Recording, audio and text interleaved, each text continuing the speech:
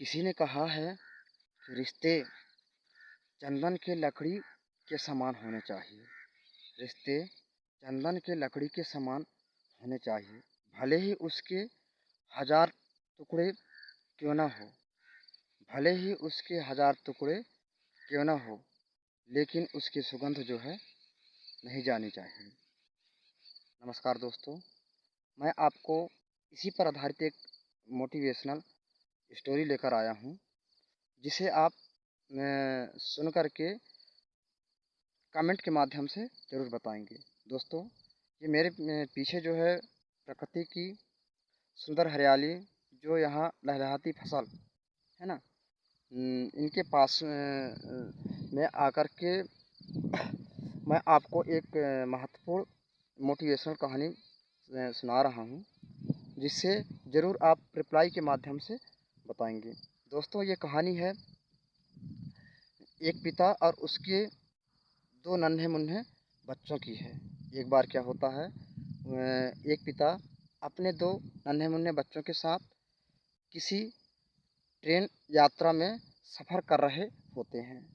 जब वे ट्रेन में अपनी सीट पर बैठे हुए होते हैं, तो उनके दोनों बच्चे जो होते हैं, उनका बहुत उछल-कूद करते हैं और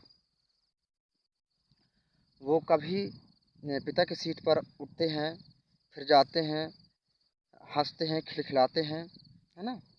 ये सब उनके पिता देख कर के जो है, वो भी मुस्कुराने लगते हैं। उनको जो है बहुत अच्छा लगता है अपने बच्चों का इस तरीक़ा से मुस्कुराना, खिलखिलाना, उछल-कूद करना, है ना?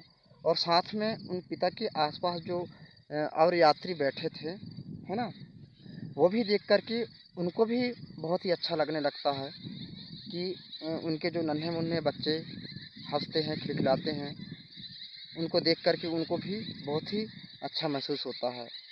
जब इस कार से सफ़र करते रहते हैं, तो क्या होता है, जब शाम हो चली होती है ना? सोने का समय आने लगता है, फिर भी उन दोनों बच्चों का हँसना, खिलखिलाना ये जारी रहता है। अब क्या होता है, जब सब यात्री जो है सोने लगते हैं, तो उन दोनों बच्चों का हँसना, खिलखिलाना जो है, और ये देखकर के उनके पिताजी मुस्कुराते हैं, ये सब देखना उन बाकी यात्रियों को जो है अखरने लगता है ना?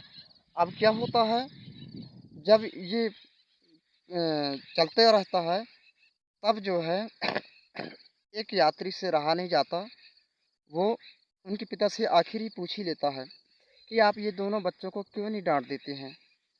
ये सोने का वक़्त है, इस समय भी इनका उसी प्रकार उछल-कूद करना, हँसना, खिलखिलाना ये जारी है।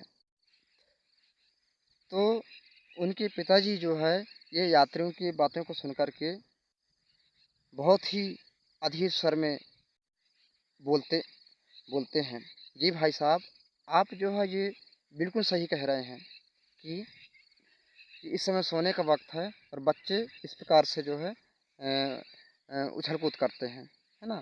पर मैं क्या बताऊँ, इनको कैसे समझाऊँ? कुछ दिन पहले ही इनकी माँ जो इनकी माँ किसी काम से मायके गई थी, और वो किसी सड़क दुर्घटना से जो है उनकी मृत्यु हो गई। अब उन्हीं के यहाँ ये बच्चे जो है, ये जा रहे हैं। यदि मैं इनको इस समय डाँटूँ, मारूँ, तो ये बच्चे जो है रोने लगेंगे और बोलेंगे कि हम अपनी माँ से शिकायत करेंगे कि पिताजी हमको सफ़र में डाँटे हैं, मारे हैं, है ना? ऐसा हम शिकायत करेंगे। ऐसा जो है उनके पिताजी जो है यात्रियों को द्रवित स्वर में बोलते हैं। जब इस प्रकार से करुणा भरी द्रवित बात को बाकी यात्री जो है सुनते हैं, तो वो भी द्रवित हो जाते हैं, है ना? रोमांचित हो जाते हैं और वो अपने जो बोले थे, है ना? जो किए थे, उसके प्रति वो उस पिता से माफ़ी माँगते हैं कि हम जो है बिना सोचे समझे अनजाने में हमने इस प्रकार से ऐसा बोल दिया। दोस्तों, ये कहानी से श्रेय ये निकलता है कि हम किसी भी व्यक्ति के बारे में देख करके और सुन करके अपने अंदर जो है सही या गलत की धारणा जो है नहीं लानी चाहिए, है ना? पहले हमको उसके बारे में पूछ करके जानना चाहिए कि इसके पास जो है या खुशी या उदासपन का माहौल जो है किस कारण से है ना? कभी क्या होता है किसी व्यक्ति के बारे में जाने समझे खुद से निर्णय ले लेते हैं, है ना? और बाद में हमको जानकारी मिलने पर पछताना पड़ता है। तो कहानी का श्रेय यही है कि हमें जो है किसी व्यक्ति के बारे में पहले जान लिया जाए, फिर निर्णय लिया जाए, है ना? बिना जाने देख करके या उसके बारे में सुन कर के ही अपने अंदर किसी प्रकार की सही या गलत की धारणा नहीं रखनी चाहिए।